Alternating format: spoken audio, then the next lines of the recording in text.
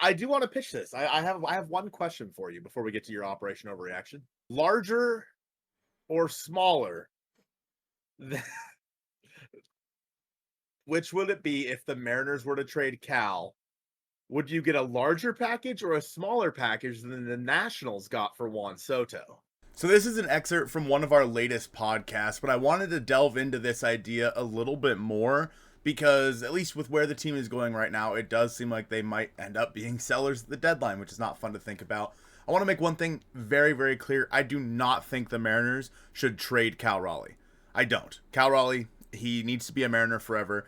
He obviously has a no trade clause, so this is kind of a moot point, but nonetheless, I think that it's very interesting to talk about what the Mariners could get for Cal Raleigh. In this deal, of course, as you just saw, I mentioned that is it going to be larger or smaller than the Juan Soto package if the Mariners were to do this at this trade deadline?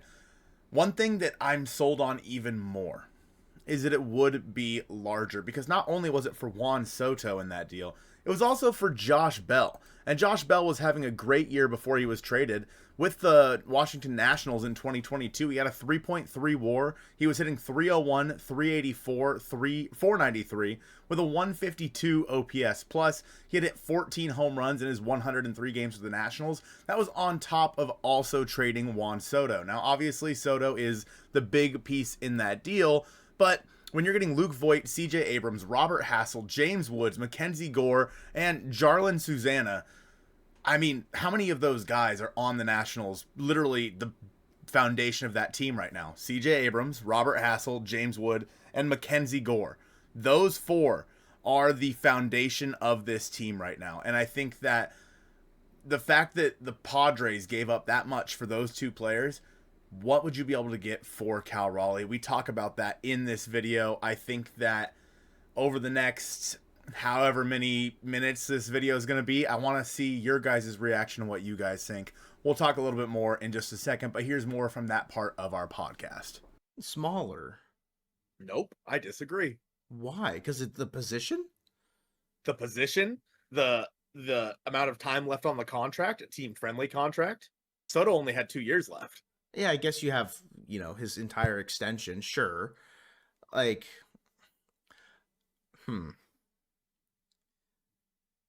I get the logistics behind the argument. I would be hard pressed to find a team that would give you a similar prospect capital back that the Nats got for Soto when he was traded. There's no way. There's no way that it would, again, and maybe I'm thinking about it in the sense of it worked out for the Nats, right? That's probably where the hang up would come in, because I'm imagining the Mariners getting 4 quality major leaguers out of a trade for Cal Raleigh. Sure, it'd be a couple years down the line, but would it? I mean, it could be. I think that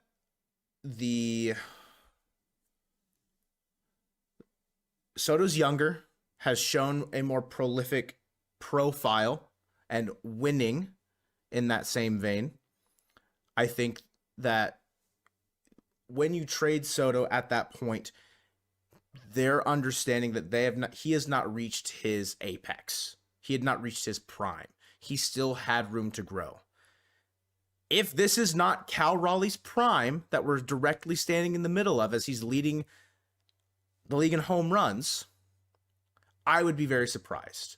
I think that you'd be trading him on a high, which is, again, maybe another cause for your argument to be in the side for Cal Raleigh, but I think name power has a lot to do with this. I think like the prospect hype and the pedigree would have a lot to do with it. And I think age would be a pretty big factor. And yes, time on the contract is important. When the Padres acquired him, did they expect to re-sign him? Maybe. And that's a risk that they had to take. They would not have to take that risk, or whatever team would not have to take that risk if they acquired Cal, because he is already extended, right? I would love to hear a bit more from your side. I still think that you would not get as much as they got for Soto. Oh, well, I don't agree with that. However, no one's going to be willing to pay what it's going to take to get Cal Raleigh. Okay. Cal Raleigh, by WAR, is projected to have a better season than Juan Soto has ever had. Sure. Yes. Ever. Again, you're projecting him based on his prime that he has entered already through this season through 60 some odd games. You are expecting Juan Soto to he's not in his prime, to grow. This is Cal Raleigh at his peak. He's going to come down after this, is like the mindset that a lot of people would probably look at with catcher innings, like just like the time spent being a catcher, how the body's going to break down after that, his age. Again, I hear you.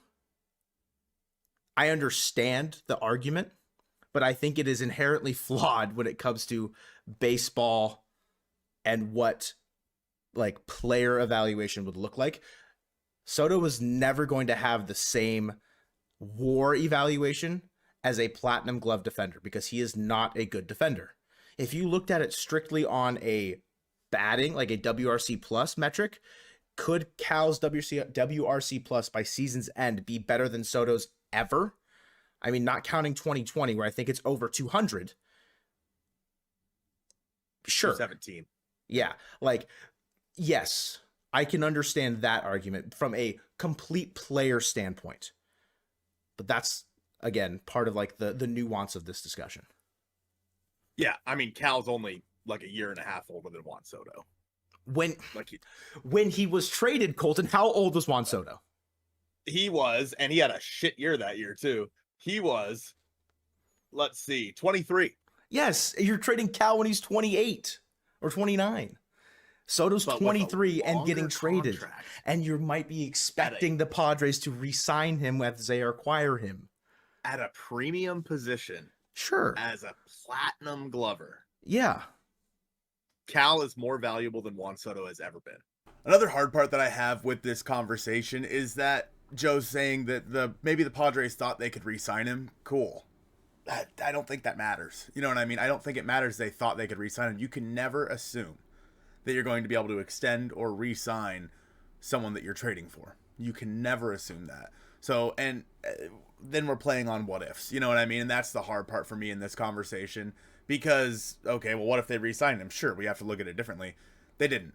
Plain and simple. And I think that one thing that's pretty important to talk about throughout how that whole thing transpired was in 2022, Juan Soto got paid about $11 million. In 2023, he avoided arbitration with the Padres and made $23 million. And in 2024, he made $31 million in arbitration. So we're talking about roughly $65 million over those, 3 years that 2.5-ish years that he had left on his contract. That is over half of the money Cal is going to make for the entirety of his contract. Juan Soto had to be paid that much on top of giving up all those trade prospects and all of that capital, while Cal is a cost-controlled premium defender at probably the most important position on the field. That is one of the reasons why I think that he's much more valuable than Juan Soto has ever been. I think that Joe has a point when he says that Juan Soto was younger, but when you're only getting him for, 2.5 years, it doesn't matter how young he is. He's not going to get to his quote unquote prime years, which is usually like, they say like 27 to like 30 in baseball is usually the prime years of a player. He's not going to get there under that contract. You can only assume what is right in front of you, and that is the fact that he had a 2.5-year contract left. You can't assume he's going to be able to re-sign him. So yeah, maybe you can expect that Juan Soto is going to crest later. He's going to turn into something greater than he already has been. But that's a game of what ifs. Whereas Cal, you have a fundamental better player right now than Juan Soto was. Just saying. I disagree. Fundamentally, it doesn't I disagree. Matter. He's not getting traded. It doesn't matter. He's not getting traded. Sure. It doesn't matter. But it's a fun exercise to think about. Like, don't get me wrong. I would rather have Cal than Juan Soto. Yeah. If you looked at the profile that you got with Soto, with the run in the World Series at the age of 20, he entered an echelon that he probably never realized he could reach with stardom. at the age of 20. Cal's entering that at age 29. Again, I don't know how old he is right now. Is he 29? 28, sure. He's 8 years later than Soto, reaching that like media peak. Soto's been in it for 8 years. We've seen the ups and downs, the highs and lows of high school football with Juan Soto, right? We've seen the 217 OPS plus. We've seen bad defense. We've seen him carry teams to postseason rings or postseason like appearances and stuff like that. We've seen him play almost Batman to the best player in baseball, Aaron Judge, at points throughout his time that was a single season with the Yankees. I think Cal Raleigh could go do that same thing right now in New York if he wanted to. He'd probably have 40 homers by now with the short porch. That is true. But the value, oh God, dude, it is so difficult because I get what you're saying because of the position. I don't think people would view it that way as a non-Mariners fan. They probably wouldn't. I think that let's say we're both on let's say Juan Soto didn't sign this big ass contract that he signed, right? Let's say he signed the exact same contract that Cal Raleigh did. If they were to both get traded this summer, Cal fetches more. Sure. Same contract. Yeah. Everything. I get that. Even though Juan Soto's younger, you know? And not to say that Juan Soto's having a bad year. He's putting up a 131 OPS plus. He walked 52 times. He's hitting 234, but a 372 on base. You know, he does have 11 home runs. Like, Juan Soto is going to be Juan Soto. Mm-hmm. But Cal Raleigh's going to put up not the best catcher season in baseball history, so it doesn't matter. He's gonna beat Buster's season. That's right. So let me know who you think would get more in a trade. Is it the best catcher season of all time, right? Or is it Juan Soto, who, you know, obviously was 22, 23 years old, had a decent season, but not a great season. When he was traded to the Padres, they had him for 1 year, 1.5 years, and then traded him again. Who would get more? I still firmly believe that it is Cal Raleigh, but I'm open to the conversation, and I hope that you guys are too.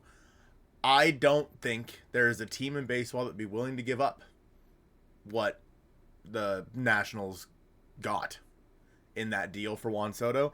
But that's not the point of the exercise. The point is just who is more valuable, and I think by definition, that is Cal Raleigh. Let me know in the comments down below. I appreciate you guys watching this one, and go Mariners.